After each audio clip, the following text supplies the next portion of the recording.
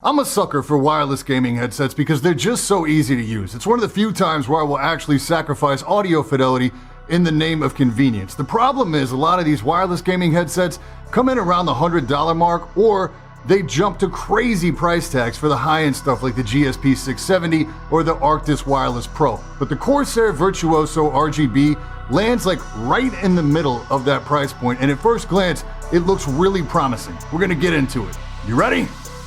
Let's go.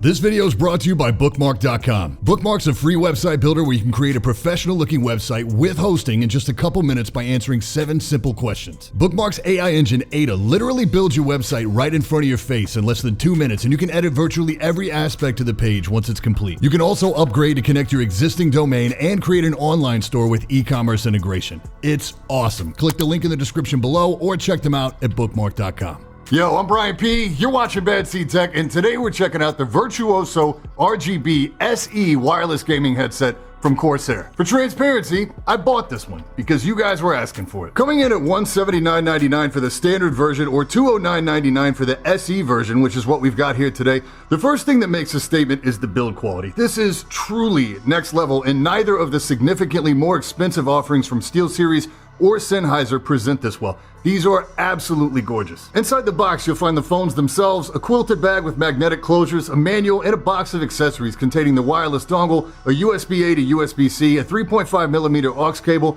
and the detachable mic. Attention to detail on these feels very premium, with this textured metal accent being kind of a running theme throughout all the accessories. Design itself is very sleek. There's machined aluminum all over this thing. Feels really solid in the hand, flexible too, with no creaks or pops on the stress test. Headband is faux leather, really minimal padding. Slides are aluminum as well, with nice markings etched in. The forks are aluminum, and the sides on the SE are also aluminum, with the RGB ship logo presented in a way that makes it look like a little LED display. It's a really class look. One of the neater tricks about this pair is that they have 180-degree rotation, so they can lay flat on your shoulders with the drivers or the backs of the cups facing up. The hinge has a really firm motion to it as well. This is another pair that I wear at the absolute max adjustment. Because of this, they also require some pretty specific positioning to make sure they're not putting the clamping force right behind my ear, right by my jaw. With that max adjustment, it also means that for me, I start to become really aware of that headband at like the 30 to 40 minute mark. Guys with small to medium sized heads, you're gonna be totally good to go on these. Big head ass dudes like me, might want to watch out. Now, the upshot to all this is that when worn, they look a lot better on the head than something like the GSP 670. Ear pads here are memory foam. They're faux leather, circular, over ear with an outer diameter of 9.5 centimeter and an inner diameter of 5.5 centimeter. It's memory foam, but it's really fast rebound. Inside, you've got this thin material that has like a gauze-like texture to it, covering the drivers. Drivers here are 50 millimeters. Unfortunately, they're not angled. So when you take that, plus the fact that they're kind of shallow in the ear cup, what I wind up getting is contact on every surface of my ear, bottom, top, and the outside. It's not my favorite, but I wear headphones a lot, so I've got a pretty high tolerance for that. Your mileage may vary. On the right ear cup, we have a toggle for USB mode or wireless. This doubles as a power button, and a textured aluminum volume knob. This is infinite spin. It feels really good. It controls the Windows system volume digitally. One weird little design quirk here is that to increase the volume, obviously you're gonna roll that knob up. Until you really get the idea of where that knob is, if you just roll up from the bottom, chances are you're gonna catch that power button and accidentally power off the headset. It happened more than a few times to me during testing. Left ear cup has the USB-C connector, the 3.5mm audio jack, a status LED, and a keyed port for the mic. In terms of internal tech, wireless is handled by Corsair's own Slipstream Wireless. There is no Bluetooth here, and that, along with no ability to do any kind of chat mix, really sets this thing apart from the top end of wireless headsets. Range here is really solid, and I had no interference at all from any other wireless peripherals. If you use it over the USB connection, you can go up to 2496, and there is a difference there, but I got a pretty big hunch that most people that listen to audio gear at this price point probably won't pick up on a huge difference. The volume overhead on these is big. You've got plenty of volume to work with, whether you're using them in wired or wireless mode. Also happy to report they work great with the PS4. That dongle has no problem plugging into one of the front USB ports, and you've got plenty of volume here as well. I'm sure there's a way to utilize these with the Xbox, some sort of workaround. but they're not officially supported. The mic here is huge. It's flexible, it's detachable, with the mute button located on the bottom of the mic itself. When it's muted, it's red. When it's live, it's green.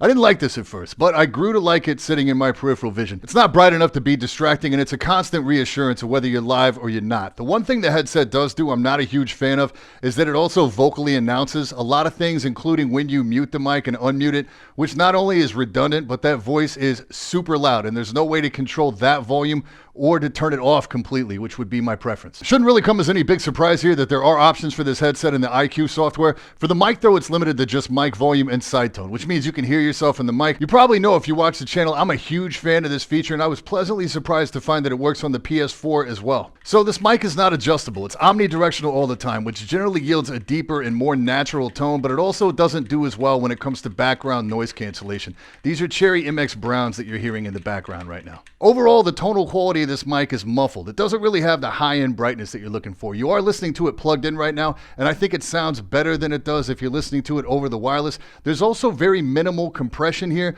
which means it will clip if you decide to get really loud with this thing, but I think that also adds to overall a more natural tone. In comparison, the mic on the GSP 670, I feel like this mic sounds brighter, but it also has like this granular harshness on the top end, and I feel like it pulls some of the bass out of my voice. If I had to pick between this and the Virtuoso, I'd go with the Virtuoso, as both these mics easily beat the mic on the Arctis Wireless Pro. I have talked to some other reviewers though, and the word on the street seems to be that the Virtuoso RGB, the standard edition, actually has the better mic than the SE. So always the big question, how do they sound? And the answer here is, for a wireless set, actually really solid. In game, I didn't have any issues at all with stereo imaging and separation. It was really easy to tell where a target was coming from. Soundstage sounds really big. It's artificial, obviously. There's something in there where it sounds like they're trying to mimic an open back set. Once you get settled in game, it's pretty convincing. Its stock flat tune is kind of strange. Like normally a gaming headset's gonna have a bump in the lows and the highs with a dip in the mids.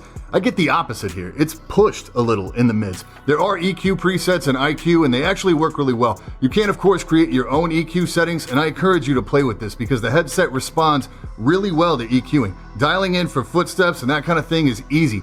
Bass is definitely there, but it's not overpowering or muddy. And I gotta say too here that while this headset does technically feature 7.1 surround in the software, I didn't find this to be anything to write home about. It was largely forgettable, and in most circumstances made the audio sound much weirder to me than it did in stereo presentation. For music testing, I've been using the song Skeletons from Travis Scott because it has a ton of like vocal and atmospheric and bass layering going on. If it's executed well in a headphone, what you get is this big surround atmosphere of sound.